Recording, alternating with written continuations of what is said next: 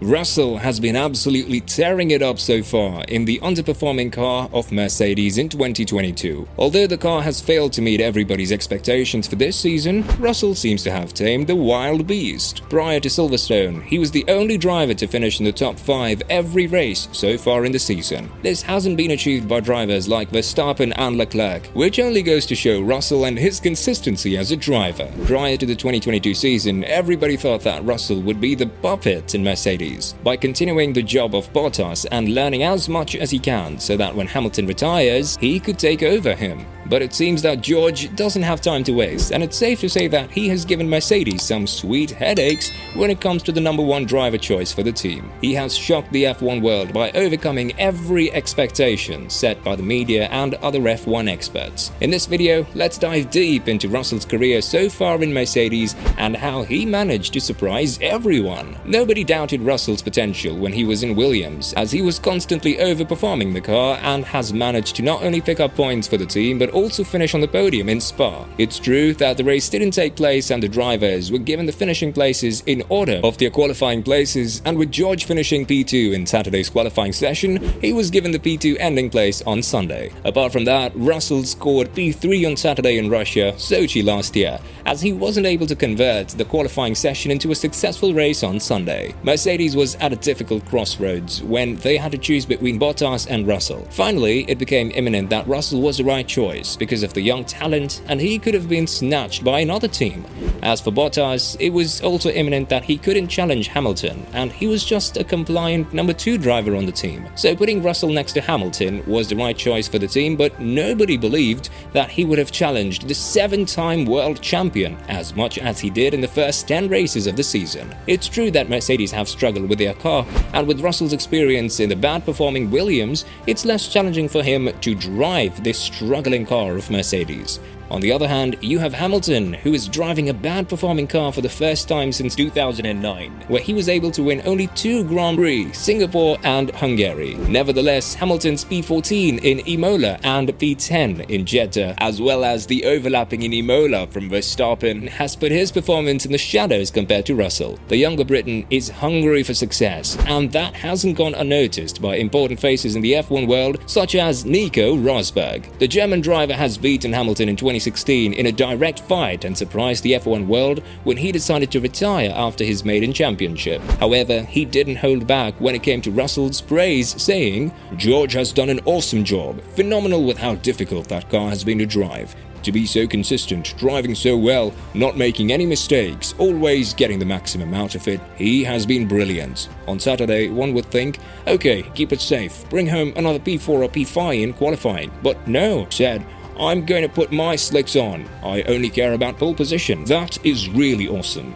added Rosberg after the qualifying session in Canada, adding that Hamilton hates to lose to teammates, which was the case when both of them were given the fair and square fight for the 2016 championship. Toto Wolff has also praised his driver, saying that outside of the driving, Russell has a great experience when it comes to the analytical approach to the game. He's integrated very well. It's almost like he's been here forever. And I'm really happy about the two of them, how they interact, how respectful they are with each other. Even with the situation where they race each other and it's getting a bit, I'm not giving you room. Okay, I'm going to find another way, then give the position back. I think this is how teammates should race each other. That's okay. I'm happy with how he's settled in," finished Wolff, adding that he also believes Russell can help Hamilton to turn the 2022 season around, saying that he couldn't wish for any better pairing. When you look at George's track record in winning the title in F3 in his rookie year and then in F2, we knew that he was very good.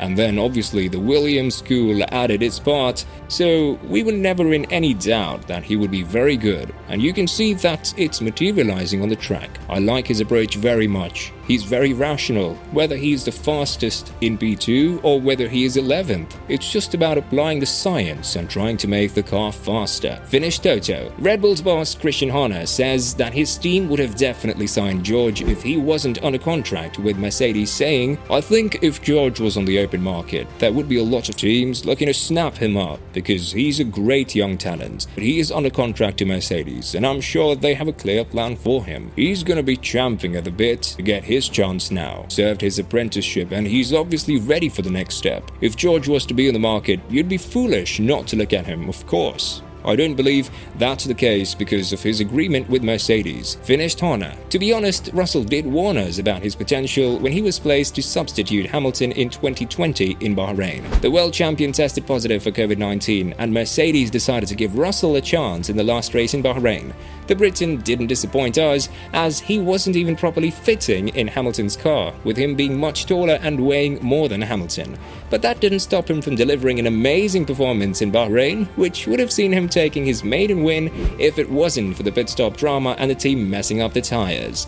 Russell was forced to pit another time right after he exited the pit lane in the ending stages of the race, and with his performance, he raised some concerns that Hamilton wasn't as talented as anyone thinks, and it was the car's performance all along. But with what George is doing now, it has become clear that it takes some talent to drive the Mercedes car. After all, why was Bottas so far away from the tempo of Hamilton, but is performing much better in Alfa Romeo? Bottas even said that in the first 2 years with Mercedes, he was finding it so hard to continue racing, and at some point, he even considered retiring from the sport. That is far away from what Russell is intending, and many people are projecting him to be the next big thing after Verstappen in F1. Russell jumped immediately after the crash with Zhou happened in Silverstone, as he wanted to make sure that Zhou is okay and if the stewards needed any help. This wasn't accepted by everyone in the F1 sport, as many believed that this reaction was unnecessary because the stewards are trained for their job and no need for other drivers to get in the way.